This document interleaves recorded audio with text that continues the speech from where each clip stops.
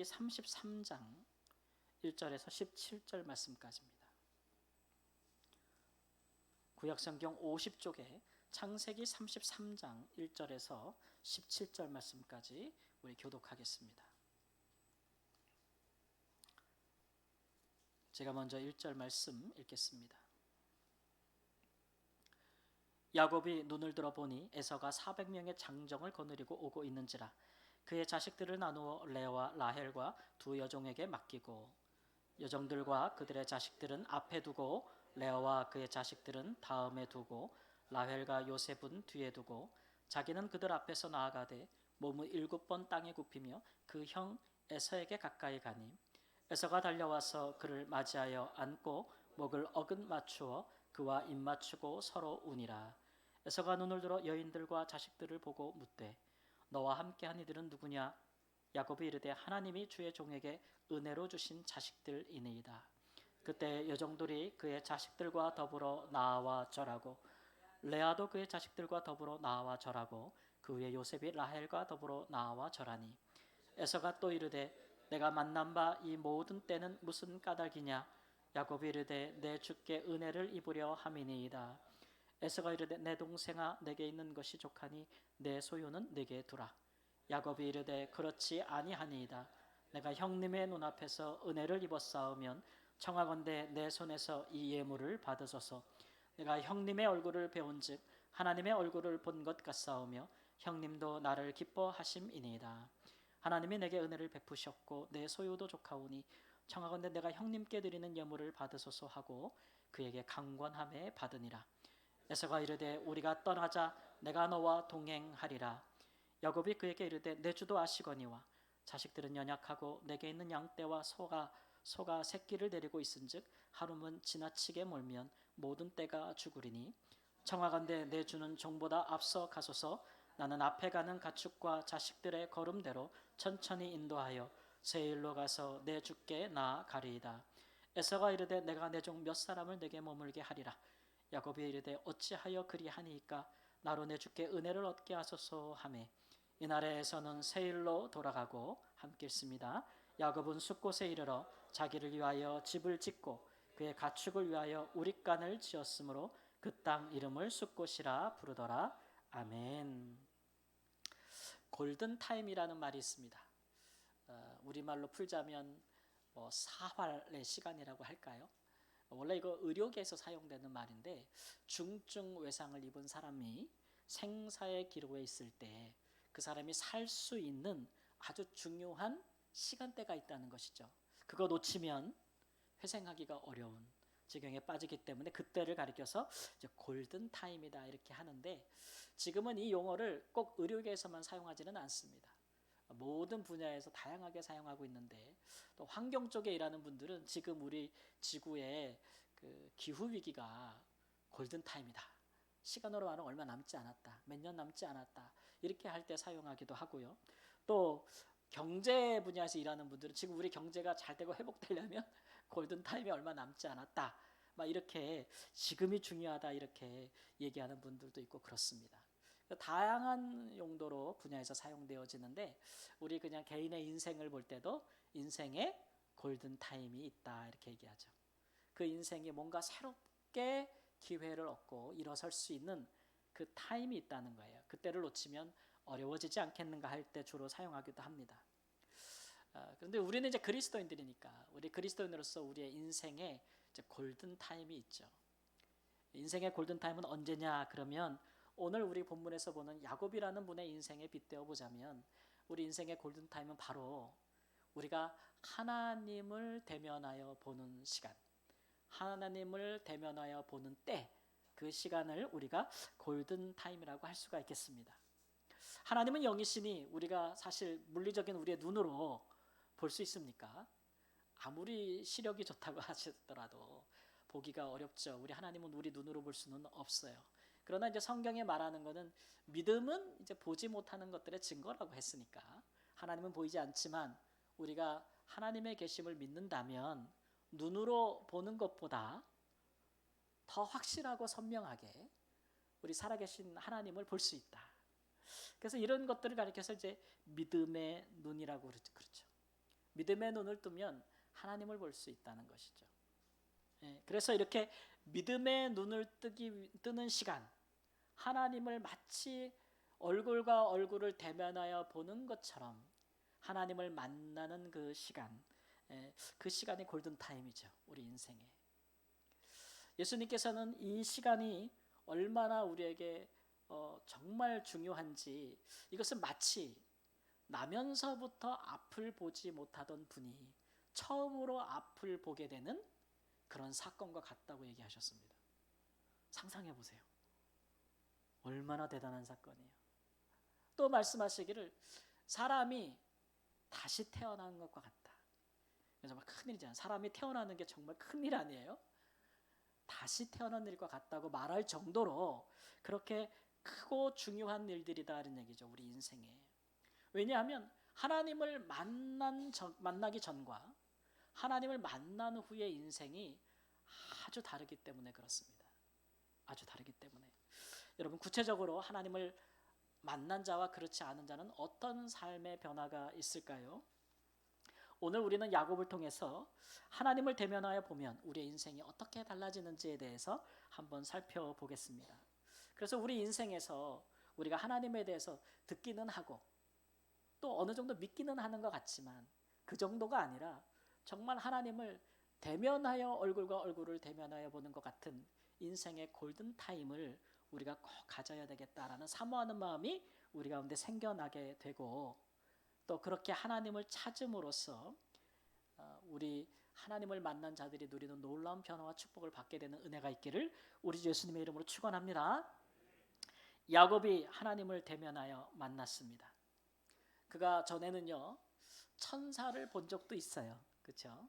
그리고 그가 위급할 때 기도하면서 하나님의 기도의 응답을 받은 적도 있습니다. 그러나 이처럼 하나님을 대면하여 본 적은 없었거든요. 이것이 그에게 얼마나 큰 충격적이고 강렬한 경험이었는지를 우리가 알 수 있는데, 자기가 그렇게 하나님을 막 만났던 그 장소를 이름을 붙여요. 그 지역을. 원래 이름이 있었을 거 아니에요.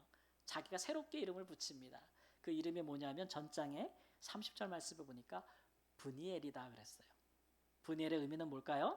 내가 하나님과 대면하여 보았다. 한번 따라해 볼까요? 내가 하나님과 대면하여 보았다. 그러니까 그 전과 완전히 다른 경험이라는 거죠. 그럼 하나님과 대면하여 보아서 도대체 야곱은 어떤 강렬한 경험을 하고 그 전과 후는 어떻게 달라졌을까요? 우리가 두 가지만 한번 살펴보겠습니다.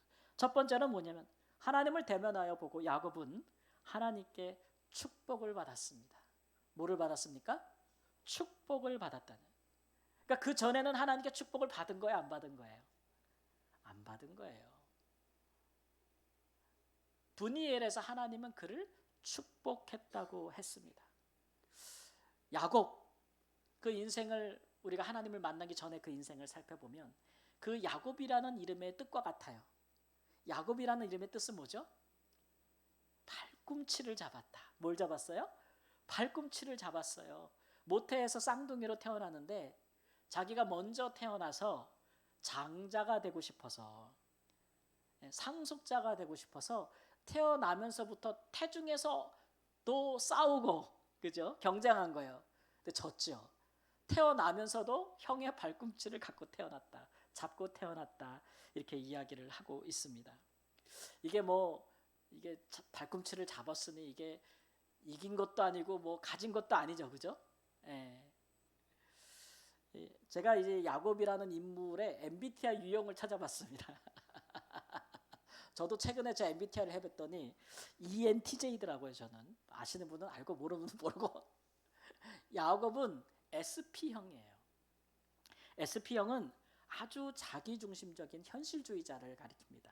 다 장단점이 있겠죠.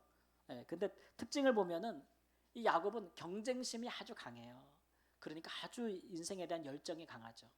견주어서 누구랑 경쟁해서 이기려고 하니까 성취욕, 목표의식이 뚜렷한 사람이라고 할 수가 있습니다. 그리고 자유분방해요.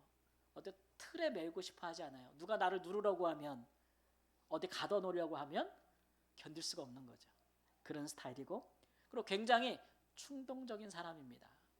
좋게 말하면 내가 뭐를 하겠다라고 생각이 딱 되면 뭐 자시고 뭐 그런 거 없어요. 바로 뭐에 들어가요? 행동에 들어가는 사람이에요. 과감한 행동에 들어가는 사람. 결정이 빠르죠. 뿐만 아니라 두뇌 회전이 빠른 사람. 머리가 명석해요. 갑작스러운 상황에도 대처하는 법을 알고 절대 손해보는 법을 알지, 자기가 손해보지 않는 법을 알 수 있을 만큼 똑똑한 사람이라고 할 수가 있습니다. 이런 유형인데 이 사람이 이제 장자로 태어나지 못한 것에 대해서 늘 불만이 있었죠. 그래서 내가 태어날 때 가지지 못한 장자권을 가지기로 결심합니다. 그래서 두 가지를 하는데 첫 번째가 뭐냐면 먼저는 장자권 빼앗아 오는 거예요. 이제 이 장자는 어떻게 되는 것입니까? 태어날 때 먼저 태어나는 거잖아요, 그렇죠? 자기는 나중에 태어났는데 먼저 태어나는 생득권을 자기가 빼앗기를 원했던 거예요. 그래가지고 야곱이 어떻게 하냐면은 형이 들에서 사냥하고 들어오면서 몹시 기진이 탈진하고 기진맥진했을 때 그가 떡과 팥죽을 성경대로 보면 준비해가지고서는 이것을 형에게 주면서 맹세를 시키죠. 내가 이거 줄 테니까 형의 장자된 명분을 나한테 뭐라 해요? 팔라 그래요. 팔라 그래요. 형이 너무 배고프니까 아유 이게 뭐 장자의 명분이 나한테 뭘 중요해 라고 하면서 파는데 거기에 맹세가도 시켜요. 맹세해. 맹세해. 그렇게 해가지고 형에서부터 이 장자권을 명분을 빼앗은 것이 첫 번째예요. 거기서 그치지 않고요. 두 번째는 실질적으로 장자의 축복도 빼앗습니다. 당시 장자의 축복은 어떻게 이제 되냐면 공식적으로 아버지가 장자를 향하여 안수하고 축복하는 것으로 장자권을 넘겨주는 거거든요. 그런데 그것도 뺏어요. 야곱이. 어머니랑 짜고 어떻게 합니까?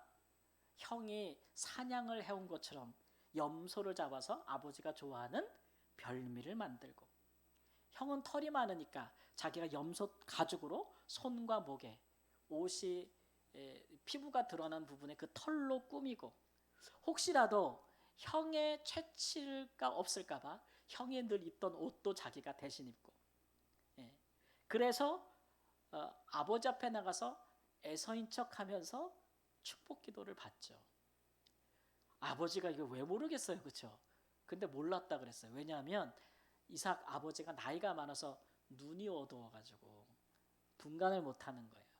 근데 보니까 만져보니까 큰아들이고 냄새도 큰아들 냄새인데 목소리가 이상하네 그러면서도 의심하지 않고 뭐 해줬어요? 축복해줘서 장자의 축복을 받았던 얘기죠. 그러니까 이 장자가 되기 위해서 야곱은 두 번의 속임수를 쓴 거예요. 두 번의 속임수를 쓴 거죠. 아무리 하나님께서 야곱을 선택하셨다 할지라도 이렇게 거짓말하고 속여서 얻기를 바라는 것에 하나님이 그 사람에게 축복해 줄 수 있겠어요? 없겠어요? 하나님이 축복해 줄 수가 없지요. 그러니까 하나님을 만나기 전에는 대면하기 전에는 하나님이 축복했다는 말이 없습니다. 그러니까 그렇게 자기가 속여서 얻었지만 그 장자권을 주장하지 못하고 도망가는 거 아니겠어요? 자기의 집과 부모를 떠나서 멀리 외삼촌집으로 도망갑니다. 거기 가가지고 20년 동안 종처럼 일했다 그랬어요. 자기 외삼촌 집에 갔는데 노예처럼 일을 했다는 거예요. 왜 그렇게 일을 했을까 보면 야곱은 뭐라도 자기가 갖고 싶으면 포기하는 법이 없잖아요. 그 외삼촌이 그 기질을 잘 알아요. 근데 야곱은 너무 일도 열심히 하는 애니까 그를 또 속이죠. 그래서 아내를 얻기 위해서 14년을 종처럼 일하게 만들고 또 외삼촌의 모든 가축을 들에서 치게 하는데 품삯을 주지 않는 거예요. 품삯을 주지 않는 거예요. 그렇게 여러 번 품삯의 조건을 가져가면서 야곱을 부려먹었죠. 근데 야곱도 만만한 사람은 아니에요. 당할 사람은 아니에요. 그래서 14년을 일한 것도 자기가 원하는 여인을 아내로 취하기 위해서죠. 절대 포기하지 않죠. 그리고 외삼촌이 자기한테 품삯을 주지 않았다고 포기할 사람도 아니에요.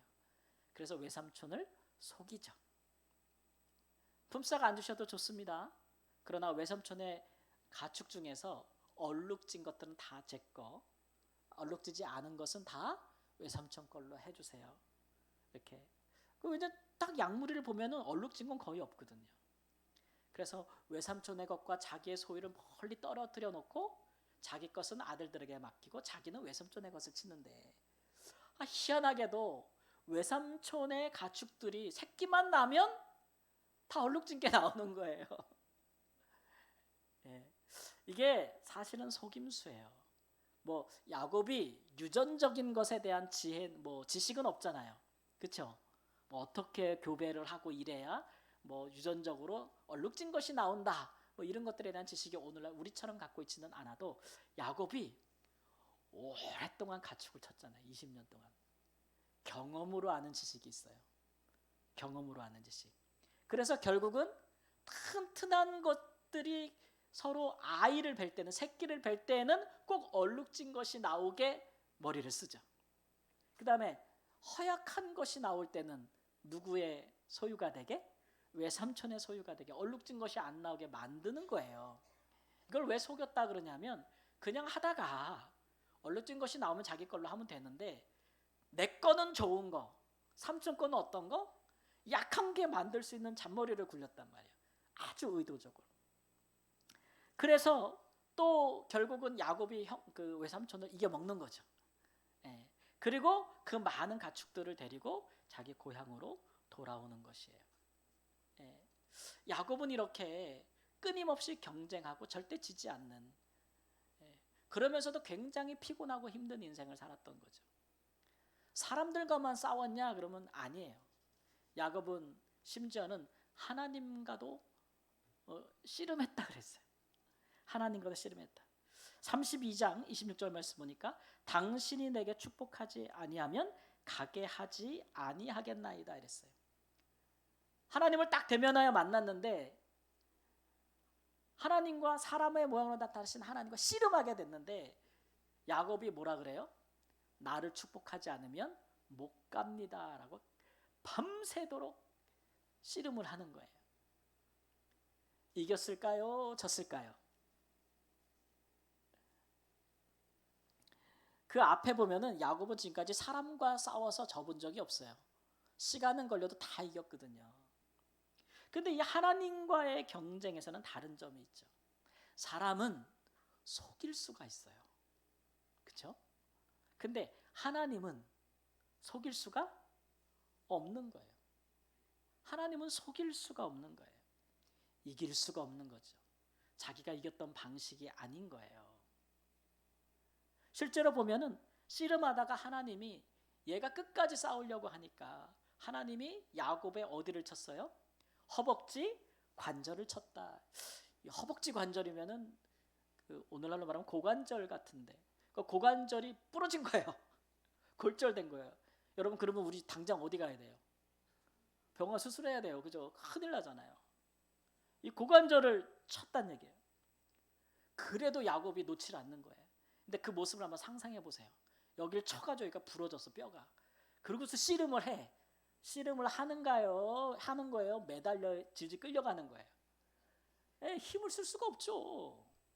질질 매달려 있는 거예요. 그 모습을 생각해 보세요. 그러면서도 나 축복해달라고 막 그러는 거예요. 생각해 보세요. 하나님을 만난 후에 야곱이 뭐라 그러냐면, 하나님을 만났는데 내가 생명이 보존되었다 이렇게 말합니다. 그러니까 내가 죽다가 살았다는 얘기를 하고 있는 거예요. 예. 그리고 그 뒤로 야곱은 평생 다리를 절어요. 자, 이런 걸 보면 이긴 거예요? 진 거예요? 하나님이 야곱에게 이름을 바꿔줍니다. 너 지금부터 야곱이라고 하지 말고 이스라엘이라 하라 이렇게 얘기하거든요. 이 말은요, 엘은 하나님인데 이스라엘을 어떻게 보냐에 따라 다른데, 이겼다는 말이거든요. 근데 이 엘, 하나님이란 단어를 주어로 보면은 하나님이 이겼다예요. 근데 목적어로 보면은 하나님을 이겼다예요. 그러니까 이거를 어떻게 읽어야 될지 모르겠는 거예요. 이 상황에서. 그래서 야곱이 하나님을 이겼다는 거야, 하나님이 야곱을 이겼다는 거야. 헷갈리게 만들어놨어요. 성경이. 보는 사람이 어떻게 보느냐에 따라 달라질 수 있는 거죠. 분명한 것은 야곱이 이긴 것 같은데 진 것 같다는 거죠. 근데 그 결과, 중요한 건 야곱이 하나님에 대하여 이겼든 졌든 중요한 결과가 하나 있어요. 바뀌지 않는 결과. 그가 하나님께 축복을 받았다는 거예요. 축복을 받았다. 뭔 차이가 있기 때문에 그 전과 그 이후가 하나님은 그를 축복하였을까요? 중요한 것은 야곱이 하나님을 대면하여 깨달아 알았던 것은 뭐냐면 인생의 축복이, 내 인생의 축복이 하나님에게 달려있다는 생각을 하게 된 거예요. 내 인생의 축복이 내가 누군가랑 싸워서 경쟁해서 이겨서 속여서 얻어내는 것이 아니구나라는 그 부분에 하나님 앞에 진 거예요. 그걸 깨닫는 거죠. 자기가 지금 옳다고 믿고 살아왔던 그 인생관, 그걸 하나님 앞에 내려놓게 된 거예요. 축복은 누가 주시는 거예요? 하나님께 주시는 거예요.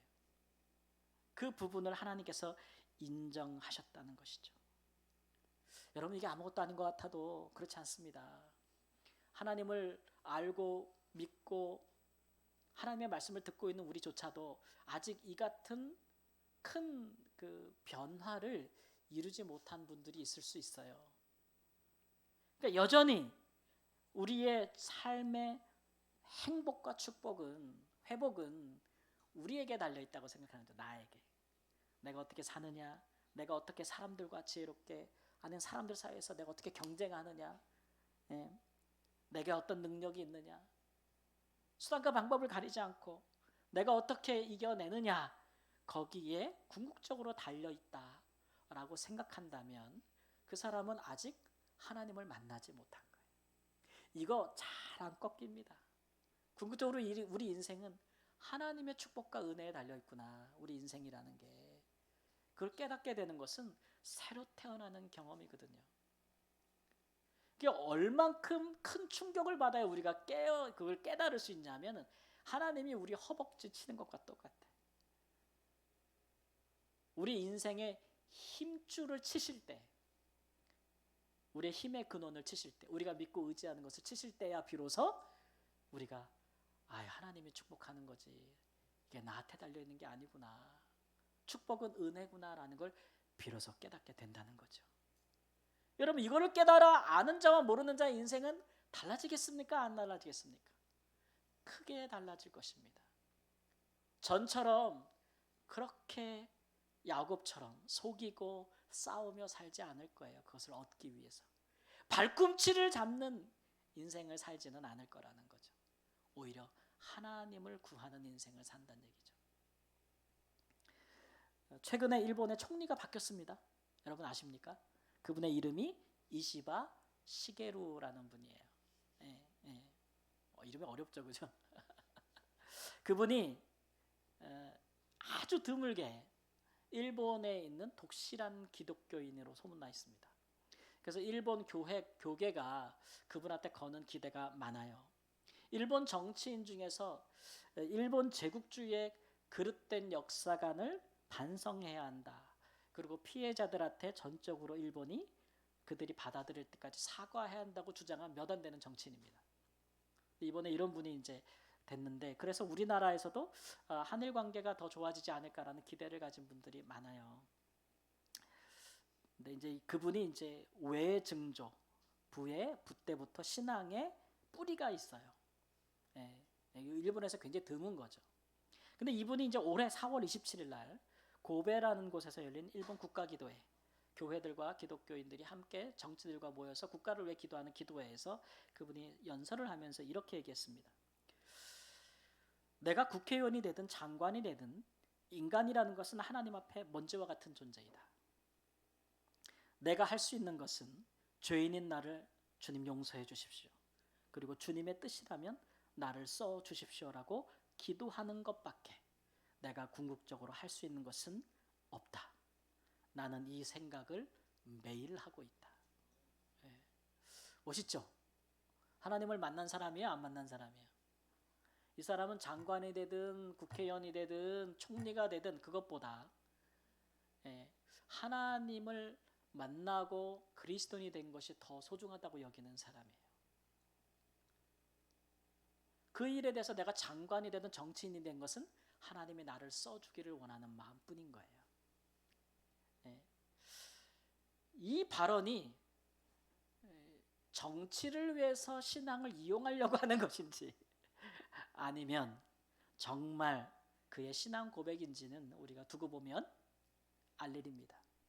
그러나 이 고백이 진짜라면 이런 사람들이 하나님을 만난 사람들이 아닐까.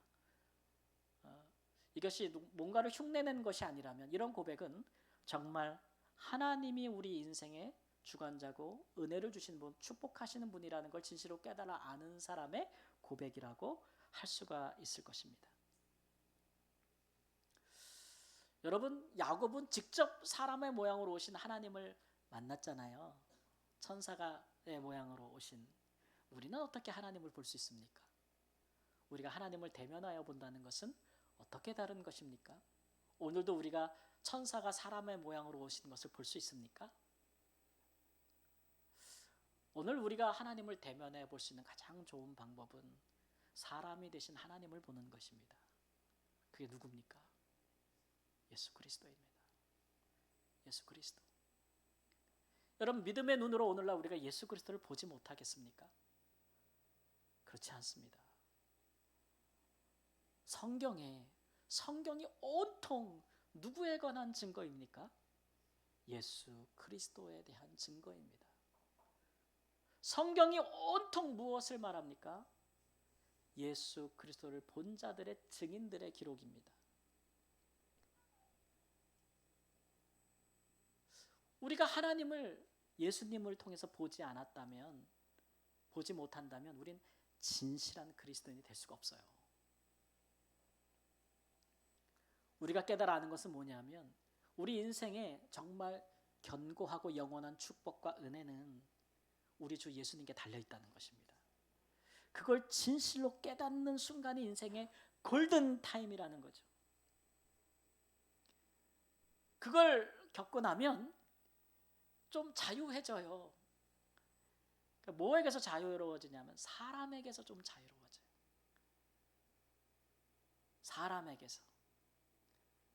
사람과 더불어 겨루고 경쟁하고 원수지고 싸우고 이겨서 우리의 인생의 행복과 축복을 얻어내려고 하는 우리의 모든 인생관에서부터 좀 자유로워지죠.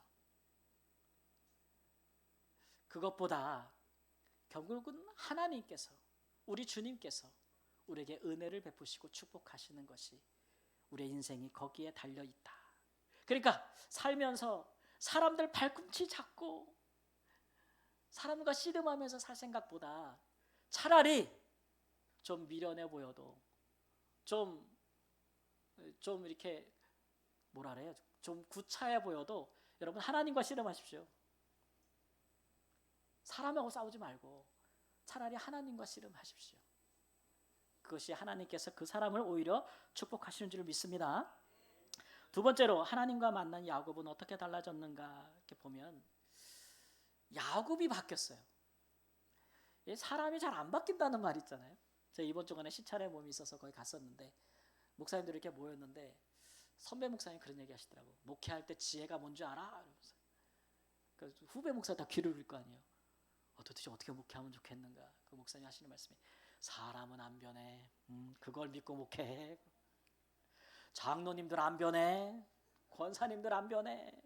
그렇게 믿고 살면은 편해. 상처 안 받아. 이러면서 그렇게 하는 거예요.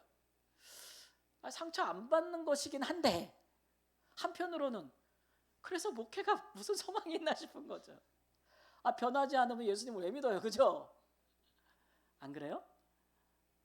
그래서 오죽하면 그렇게 하겠나.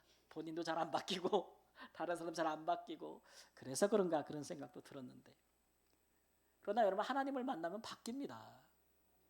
지금 야곱이 바뀌는 것을 우리가 보는데요. 야곱이요 에서를 보면서 그를 원수로 여기지 않지 않습니까? 이제는. 그리고 그 앞에 가서 7번 땅에 몸을 굽히며 절을 합니다. 예, 7번 땅에 굽히며 절을 해요. 그래서 하는 말이 10절 말씀 보니까 형님의 얼굴을 배운즉 누구의 얼굴을 본 것 같대요? 하나님의 얼굴을 본 것 같대요. 야, 입에 꿀을 발랐나 봐. 아부하는 거야? 살기 위해서 아첨하는 거야? 이렇게 느껴질 수도 있겠죠. 여러분, 근데 이거는요, 우리가 성경에서 이런 표현은 사람을 보면서 하나님을 본 것 같다고 말하는 것은 성경에서 신구약을 막론하고 신앙이 가장 좋을 때 하는 표현입니다. 사람에게서 누굴 봐요? 하나님을 보는 거예요. 그 자기 마음에 하나님이 있는 사람들이 그런 말을 하죠. 자기 마음에 천국이 있는 사람들이 그런 말을 하는 거예요. 사실 야곱은 하나님을 만나기 전에 32장 1절에 가보면 길을 가다가 오다가 뭘 봤냐 하면 오늘 우리 성가대 우리 이름이 뭐죠? 우리 교회 성가대 이름이? 마하나임. 무슨 뜻입니까? 하나님의 군대를 봤어요. 에서가 자기를 만나러 온다는 걸 듣기 전에 그 길을 갈 때에 하나님의 군대가 이동하는 걸 봤습니다. 마치 여호수아가 여리고성 앞두고 여호와의 장군을 보잖아요. 칼 들고 서 있는 보는 것처럼 하나님의 군대를 봤어요. 오늘날 이게 무슨 의미인지 우리가 잘 표현하기는 어렵지만 하여튼간 하나님의 군대를 본 거예요. 그러면 야곱이 자신의 변화가 없었으면 저는 이 자기가 봤던 하나님의 군대를 자기 편으로 끌어들였을 것 같아요. 날 좀 도와달라고. 날 좀 도와달라고. 그랬을 것 같은데 야곱은 그렇게 하지 않습니다. 네. 요즘 우크라이나 러시아 전쟁이 한창인데 러시아가 군인이 필요하고 막 어려우니까 도움을 청하잖아요. 어디에 청했어요? 네. 이 일들이 어떻게 될지 참 우려스러운데 북한에 파병도 아닌 것 같아요. 뭐 러시아 군복 입고 가서 싸우는데 무슨 파병입니까? 이게 뭐 용병인지 하여튼 너무 구차하다는 생각이 드는데 어쨌든 도움을 청하는 것처럼 하나님의 군대에 도움을 청하게 되는데 야곱이 그렇게 하지 않습니다. 가서 그에게 7번 엎드리며 형을 주님이라고 부르면서 내가 하나님의 얼굴을 뵙니다 이렇게 이야기를 하고 있는 거죠. 그리고 형에게 예물을 드려요. 그리고 그에게 은혜를 구합니다. 이거 누구에게 하는 것 같아요? 꼭 하나님에게 하는 것 같죠. 하나님에게. 이런 야곱의 모습은 다른 또 우리의 믿음의 훌륭한 모범이 되는 분들에게 찾아볼 수가 있어요. 예를 들면 아브라함 같은 분도 광야에서 장막을 치고 살 때에 그에게 어느 날 갑자기 찾아온 누구를 대접합니까? 나그네를 대접하지 않습니까? 나그네들이었어요. 근데 그 나그네가 사실은 누구였던 거예요? 나중에 알고 보니까 천사의 모습으로 오신 하나님이었던 거예요. 그래서 히브리서 13장 1절 말씀은 나그네를 대접하다가 부주 중에 천사들을 대접한 하나님을 대접한 이들이 있느니라 이렇게 얘기했어요. 하나님이 우리의 삶에 오실 때 어떠한 모양으로 오시냐 이런 자의 모습으로 오실 수 있어요. 예수님께서는 심지어 뭐라고 얘기했냐면은 나는 지극히 작은 자라고 얘기했어요. 너희가 지극히 작은 자에게 한 것이 곧 내게 한 것이니라 이런 말씀이니까 지극히 작은 자라고 여길 만한 사람을 우리 하나님과 동일시하는 거예요. 우리 주님과. 우리 주님은 그렇게 하시겠다는 거예요. 우리가 예수님께 어떻게 하느냐를 지극히 작아 보이는 자를 우리가 어떻게 대접하느냐로 판단하시겠다는 거예요. 그러니까 참 우리 하나님이 이런 주장을 하신다는 것은 우리가 사람에게서 또 특별히 에서처럼 야곱과 아주 큰 원한지간이 있는 그런 자에게서 누구를 보는 거예요? 하나님을 보는 거예요. 야곱이 변화되니까 이런 일들이 있어요.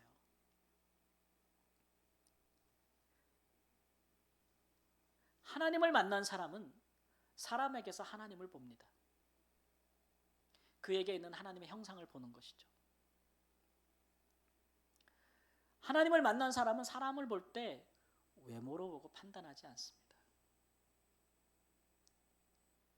사람을 딱 보면, 우리 특히 어르신들, 청년들이나 누구 딱 보면, 딱 보면서 제일 먼저 드는 생각이, 하시는 말이, 네 아버지 뭐 하시노? 이거 이러면 돼요, 안 돼요? 안 돼요. 호구조사하면 안 된다고. 사람을 외모로 판단하면 안 돼요. 상관없어요. 그 사람에게 있는 하나님의 형상을 보면 되는 거예요. 교회들이, 우리 교회 문화가 그렇게 되지 않기를 바라는데, 사람이 오면 자꾸 그 사람의 외모를 보고 판단하기 시작하는 교회 문화는 아주 성경적이지 못한 문화예요. 누가 새 가족이 왔는데 그 사람 직업은 뭐야? 어디 살아? 이런 거 보고 판단할 생각하지 마세요. 물어보지 마세요. 옷은 뭐 입었어? 브랜드야? 제발 좀 안 하시죠, 그런 거? 저 사람 왜 어디가 불편해? 하지 마세요. 쪽팔려요, 그리스도인으로서. 절대 좀, 우리 교회는 그런 거 없어졌으면 좋겠어. 내가 주보에 싣고 싶어, 내년도에. 행동 지침, 사람을 외모로 판단하지 말라. 여러분, 그것 때문에 예수님이 십자가 못 박힌 건 몰라요? 예수님이 하시는 은혜로운 말씀과 그를 통해 일하시는 하나님의 역사를 보면서도 못 믿어요. 예수는 갈릴리 천안 출신이잖아. 나사렛에서 자랐잖아. 거기서 선지자가 날 일이 있어? 그렇게 불신앙이 일어나게 되는 거고, 그렇게 예수를 십자가에 못 박는 거예요. 그 같은 일을 우리가 하겠어요? 절대 안 되는 것이죠. 사람에게서 무엇을 봅니까? 하나님을 봅니다. 우리에게 꼭 필요한 것입니다. 이게 자동으로 안 되면 기도하면서 노력하면 돼요. 본성이 안 되면, 그러나 하나님을 만나면 변화되어 줄 수 있다니까요. 저희 교회 이제 정수기랑 공기청정기 뭐 이런 거를 서비스하러 오시는 분이 계신데, 그분이 참 이 주변의 어려운 가정을 많이 방문하세요. 그래서 제가 이제 올 때마다 얘기하면서, 주변에 어렵고 힘든 가정이 있으면 꼭 저한테 좀 알려주세요. 우리 교회가 힘이 되면 돕고 싶다. 그런 얘기를 벌써부터 해왔거든요.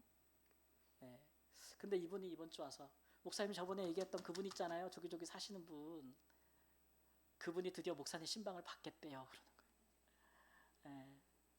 나이도 좀 있으신데 홀로 사시고 독거하시고 암 치료 중이신데 힘드시지만 잘 견디고 계시나 너무 외로워서 마음의 문을 다 닫고 사시는데, 이분도 문을 열어줄 수밖에 없네. 정수기. 그래서 그분이 그걸 보면서, 아유, 그 성함께 목사님을 소개해줘야겠다. 너무 힘들고 외로워 보이니까. 근데 그분이 계속 거절하시다가 마침내 마음을 여셔서 목사님 만나시겠다네요. 얼마나 좋았는지 몰라요.